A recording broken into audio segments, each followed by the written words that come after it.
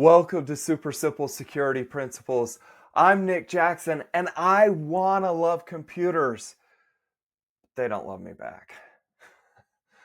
I'm learning how to stay safe online from my good buddy and master guardian, Makani Mason. Woo!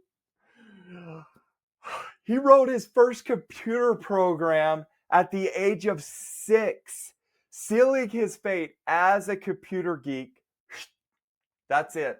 He knows his stuff, folks.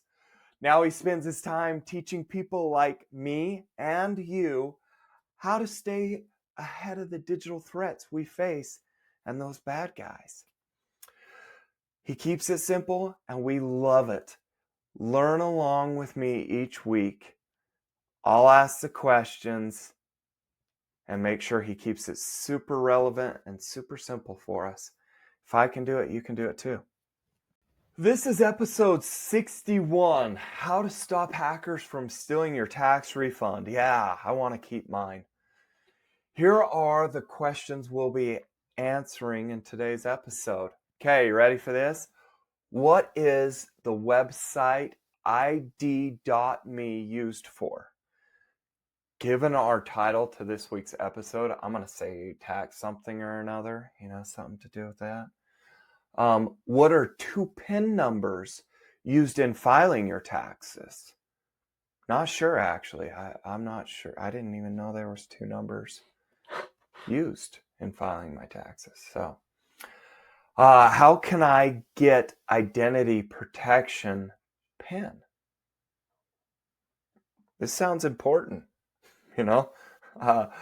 What does it mean in online security to plant your flag? Dude, I'm really hoping this is like a war cry. Like this is like, we're going to war. That's kind of what I'm hoping for. So anyways, dude, this is going to be a good episode. I'm kind of pumped. Yeah, I don't want to lose my tax refund.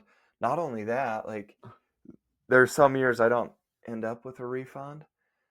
Yeah. I don't want anybody to have any information on my tax filings, period.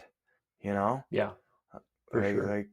So this is just an important area to keep safe, to safeguard, it sounds like. So. Yeah.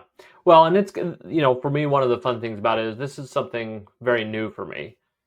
I discovered just as I was doing my taxes this year that, I knew about one PIN, but that I found out about this second PIN. Okay. The one I've known about for years, it's pretty pointless as far as security goes, but we're going to talk about that just so there's no confusion between the two.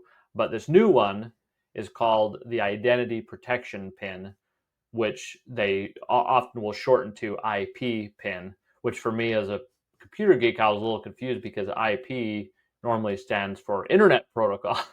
Right, right. That's exactly what I was thinking of. Like your internet protocol connection, or address, excuse me. Exactly. Your IP address, right? That's what we normally see. But this is not computer, this is identity protection. So leave it to our government to take something simple and complicate it. Well, I mean, I don't really blame them. We've got so many acronyms these days. Everything's an acronym. There's going to be some overlap, Right. So, but anyway, so this PIN and the website that you need in order to create that PIN is going to be our main focus for today. Okay. So, but I do want to start out, like I said, talking briefly about, what does it look like for somebody to steal your tax refund? And just so we're 100% clear what we're talking about, what we're protecting against.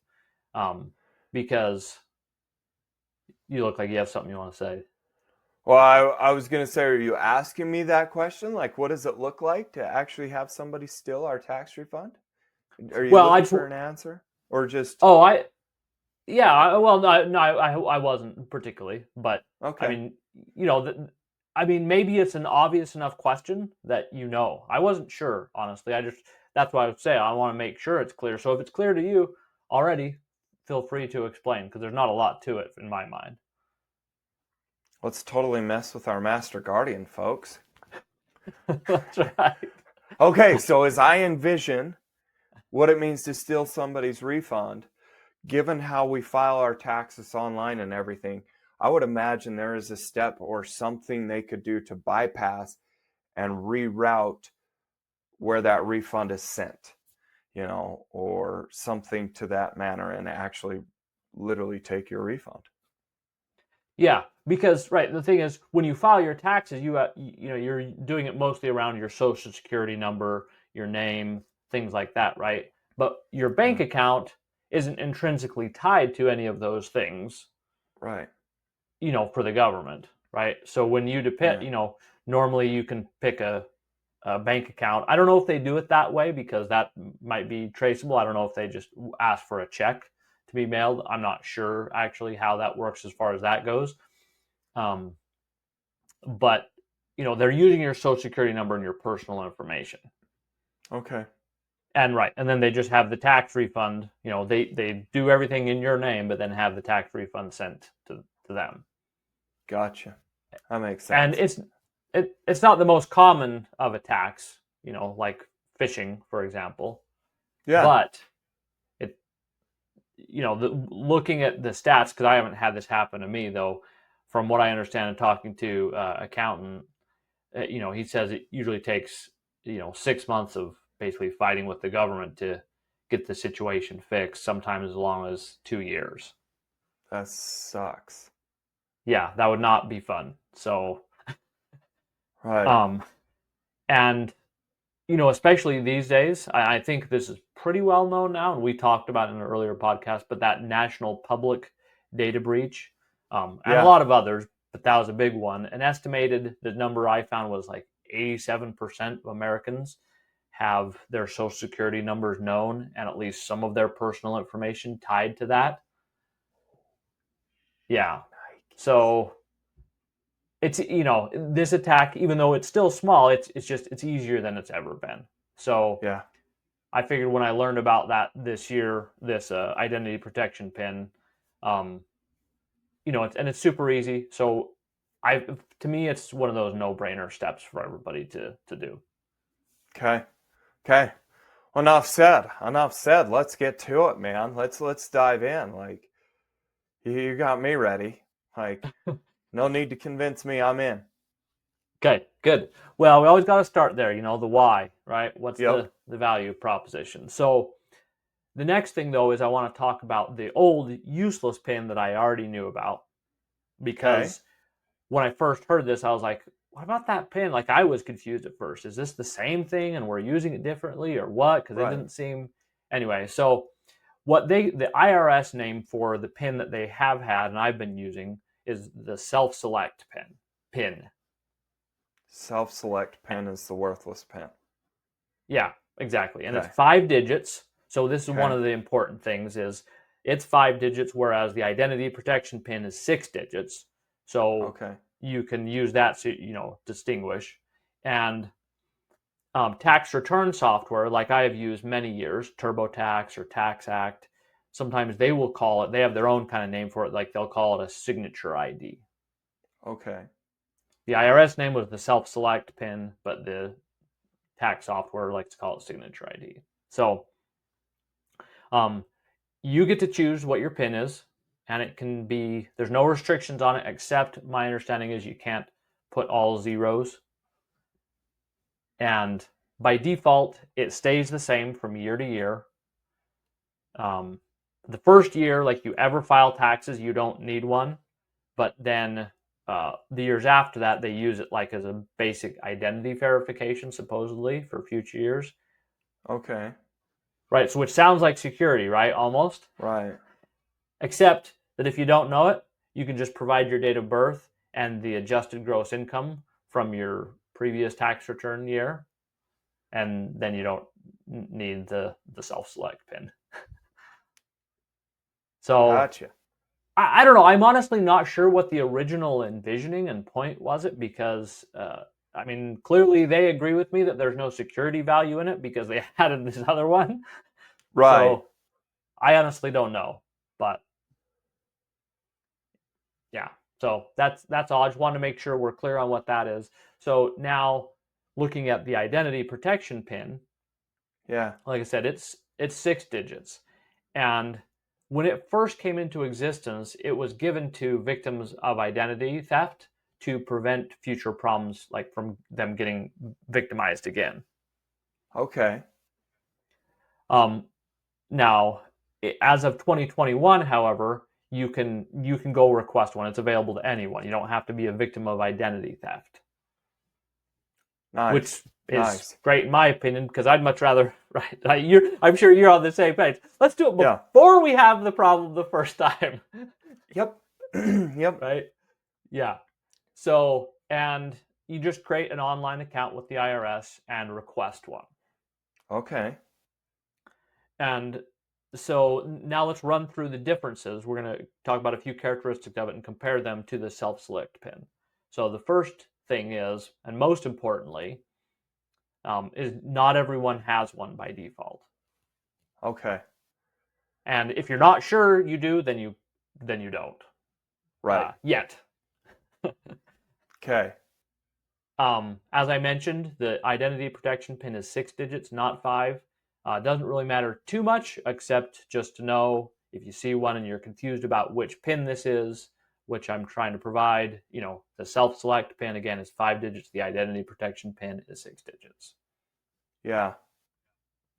The next thing is you don't get to choose your identity protection pin. The IRS assigns it to you. Okay. So, which hopefully is a good thing, because people tend to pick pins statistically that aren't necessarily random or secure. Right. And we're going to give the IRS the benefit of the doubt that that it's a good, just randomly generated. Mine certainly appeared to me. I couldn't no obvious pattern for the one that they chose for me. That's good to So, know. Hopefully they're all pretty good random ones. yeah. Also, they will choose a new one for you every January. Unlike, again, the self-select pin, it just stays the same forever unless you decide to change it. Okay. And then the last part, and this is absolutely the most important, is it can't just be replaced with other information like the self-select pin. And what that means is, like, if you go and create and request an identity protection pin and then you forget it, you don't store it in your password manager, you don't write it down, whatever, then, and you go to try to file online and you don't put in the right one or don't put in anything, then your return is going to be rejected. And you will actually Ooh. have to file a paper return. Okay. And then they'll go through some, apparently some, the extra identity verification because it's not there. And so it'll Right. just delay your return, whatever. I don't know exactly what that looks like. There wasn't a lot of details, but obviously, if you do this, you want to make sure you don't lose your PIN. Right. Right. I mean, the thing Would this is, be something you'd recommend, like saving like in your password vault and keeping it stored there, yeah, annually? Like it sounds like, because they're giving us these pins annually, right? mm-hmm. Yeah, Okay. that's what I do. And the thing is, you create an account with the IRS to request this, and at any time you can log into that account and see it, which Okay, perfect. Okay. may arguably be not the best security feature, Right. but in any case, that is the way it works. So, I mean, you don't even have to actually remember it as long as you keep access to your online IRS account too, Right. And set which up good obviously you don't security want to. features and have good security habits there as well. Yeah. Password So, manager, this is going to be one you want to dial up as best you can. yep. Okay. Yeah. So, but the good news is with all this, that according to the accountant I talked to with his clients, and as far as he's heard in the accountant community and whatever, this IP pen has been, like, there's no known cases of anybody who has requested one of these and then had their uh, uh, tax refund stolen after they had gotten one. Like, it's been a sufficient enough deterrent, been hard enough for them to get to or whatever. Obviously, if somebody was able to hack your online IRS account and get in, they still could get that and bypass it. But so it's not perfect, but for whatever reason, so far it's been good enough. So it's a good layer of protection. Nice. So now let's talk about how you get one. Yeah. And this is where we talked, you were right about the ID.me website. So it's not, ID.me is not a tax website. It's not even a government website. It's a non-government. Yeah, I know it's so it's slightly strange, but it is a familiar concept. So you know how when you go to a new website, and sometimes instead of creating a new account with them, they offer to let you log in with your Google account or your Facebook account, right? Yeah, So absolutely. that's the same kind of idea here. ID.me is, and we've had a lot of these over the years, but this is one of the latest ones where they're trying to create this like universal account that you can log in all over the place with just your one login, and they want to be the source of that. And okay, they convinced, the IRS that they were a good solution. And I'm not saying they're bad. I don't know a ton about them. I didn't because we don't have a choice, so I didn't dive into that yet. That's something I'll be looking into more later. But they did at least have support for passkeys and two-factor authentication and everything, so that was good. That's good. Yeah. But anyway, so it lets you log into not only the IRS, but the Social Security Administration, some other government websites. I'm guessing it'll spread. I don't know. But also some non-government websites, none that I really recognize that I cared about. But anyway, it's not tied to government. It's just it's the identity. It's the login of choice for the IRS. So they don't have their own account that you create with them directly. If that makes sense. Perfect sense. Okay. So I know, there will be a link in the show notes to go, to do that. But perfect. So the last thing I want to talk about today is, and your answer to this question made me laugh. I love it. Was about planting your flag. Yeah. Yeah. So, I mean, war crime might be, I don't know. I like it because. So here's the idea. It's back in the day. I think even I mean I've seen movies where like there's the settlers who, in America are coming across west and they're picking a land. There's even there were races sometimes where you'd go up and you plant your flag in the piece of land that you want before anybody else gets there, right? You've seen things like that. The old Oklahoma Sooner races. Yeah, exactly. That kind of idea. And so that's the same principle here. And it's something it wasn't a phrase that I had in our security lingo before this in mind. I've seen it I didn't get this myself. Got this from some other security people that I was listening to online. But I really like this as a good concept, good principle to teach for our listeners.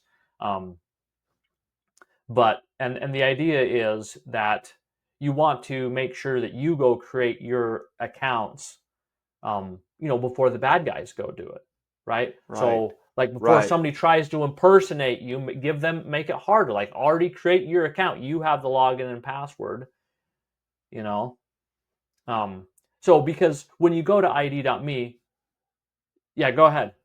I was gonna say this reminds me of like a fight. Like this kind of reminds me. This is why. Yeah. We're not standing waiting to get punched in the face here. We're not waiting for the bad guys to bring the fight to us. We're taking it to them. Like we're that step ahead, right? Like yeah, do your preparations for this war, for this fight beforehand, so that it's an easier battle to win. Yeah, exactly. Because especially these days with all the amount of information out there, when you go to ID.me, of course this is for a government thing and stuff, they're going to go through a lot of steps. They're going to ask you about your old cars and old addresses and family members, all that nonsense when they're trying to verify your identity, right? Right. And of course, they even do like a driver's license and a video. I mean, it's extensive these days, so be prepared for that. But so that's going to be hard to bypass anyway. But anyway, anytime you can create an account ahead of time is a good idea. And so this is the first place been talking about this phrase of planting your flag, but we talked about this same idea before. I forgot to note the episode, but creating an account with all the credit bureaus.